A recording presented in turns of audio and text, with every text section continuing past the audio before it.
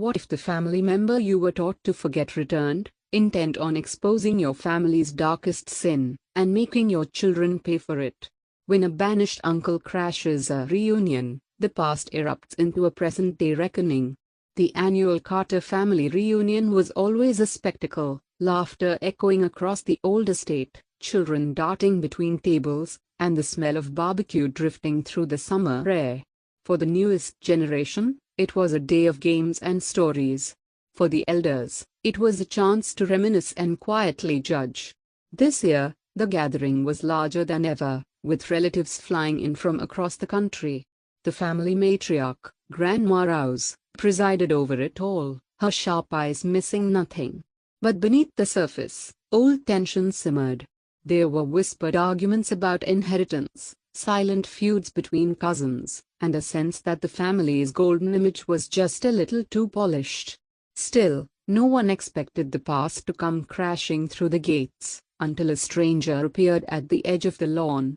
He was older, gaunt, with a shock of white hair and a cane. His suit was out of fashion, but his presence was magnetic. Some of the elders gasped, others turned away. The children stared, sensing the shift in the air. Grandma Rose's face went pale. "It can't be," she whispered. "He's not supposed to be here?" The man stepped forward, his voice carrying across the crowd. "Hello, family. Did you really think you could erase me?" The reunion fell silent. The forgotten uncle, Samuel Carter, banished decades ago, had returned.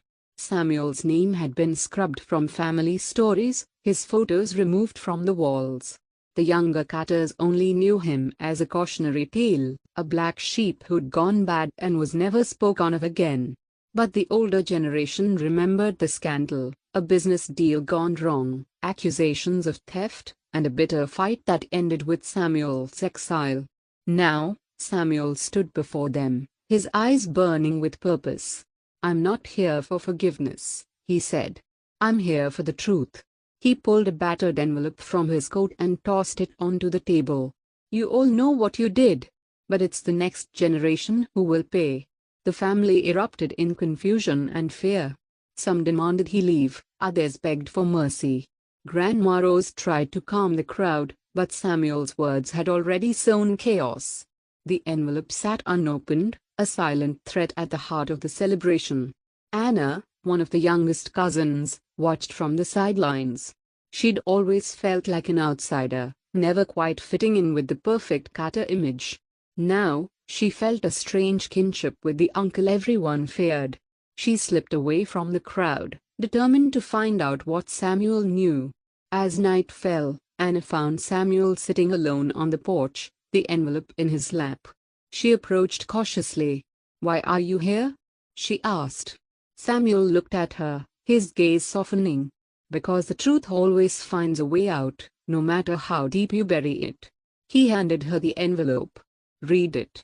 Then decide what kind of Carter you want to be." Inside were old letters, court documents, and a faded photograph. The story they told was darker than Anna could have imagined. Decades ago, the Carters had covered up a crime, a fatal accident involving a local boy, blamed on Samuel to protect the real culprit, Grandma Rose's eldest son, Anna's own father.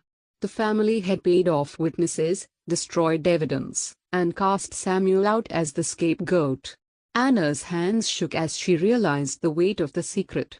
The family's wealth and reputation had been built on a lie, and Samuel had paid the price.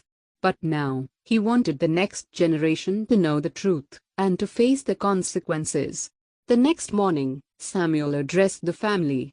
"You built your lives on my exile," he said. "But the debt is still unpaid. I want justice, or I'll make sure the world knows what you did." Panic spread through the Carters. Some pleaded with Samuel, offering money or apologies. Others threatened him, desperate to keep the secret buried. Grandma Rose tried to reason with him, but Samuel was unmoved. "You had your chance," he said. "Now it's their turn." Anna watched as her father, usually calm and collected, grew frantic.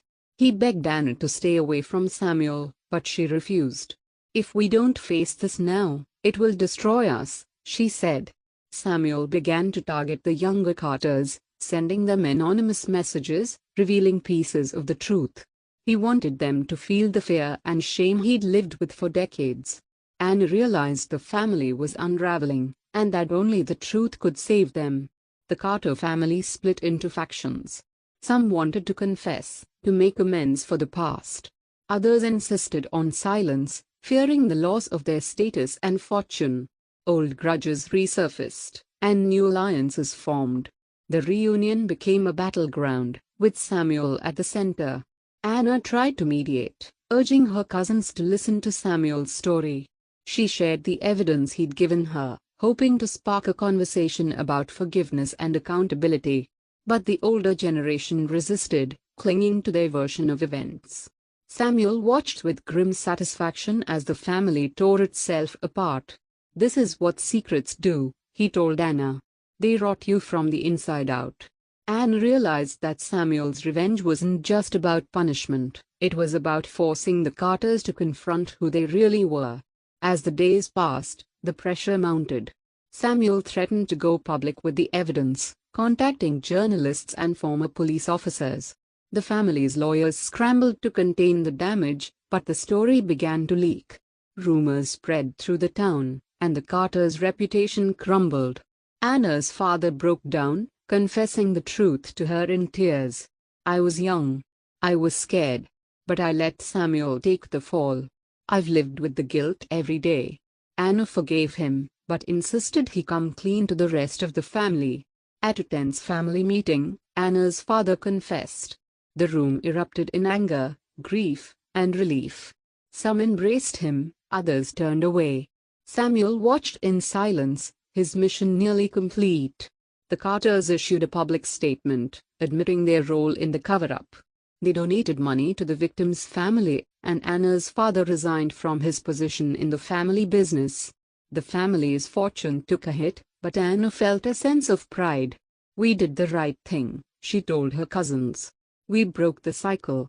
Samuel, his revenge fulfilled, prepared to leave. Anna found him packing his bags. "Will you ever forgive us?" she asked. Samuel shook his head. "Forgiveness isn't mine to give. But maybe now, you can start to heal." With the truth out, the family began to rebuild. Some relatives cut ties, unable to face the shame. Others drew closer, determined to create a new legacy. Anna and her cousins started a scholarship in the victim's name, hoping to make amends for the past. Grandma Rouse, once the family's pillar, faded into the background. She spent her days in the garden, tending to the roses that bore her name. Anna visited her often, sharing stories and memories. "We can't change what happened," Rose said. "But we can choose what happens next." Samuel sent Anna a letter from the road, thanking her for her courage. "You're the future of this family," he wrote. "Don't let them forget." Years passed, and the Carters changed. The family business was smaller, but more honest. Anna became a lawyer, dedicated to helping others seek justice. Her cousins pursued their own paths, free from the weight of the family secret. At the next reunion, the atmosphere was different, quieter, but more genuine. The children played without fear, the adults laughed without pretense. Anna looked around, grateful for the chance to start over. Samuel never returned, but his presence lingered. The family honored him with a plaque in the garden, "For Samuel Carter, who taught us the price of silence." On the anniversary of Samuel's return, Anna stood in the garden, surrounded by family. She read aloud from his letter, reminding them of the importance of truth and accountability. The Carters had paid a heavy price, but they had earned a second chance. As the sun set, Anna felt a sense of peace. The exiled bloodline had come home, not in shame, but in honesty. The family's legacy was no longer built on secrets, but on the courage to face them.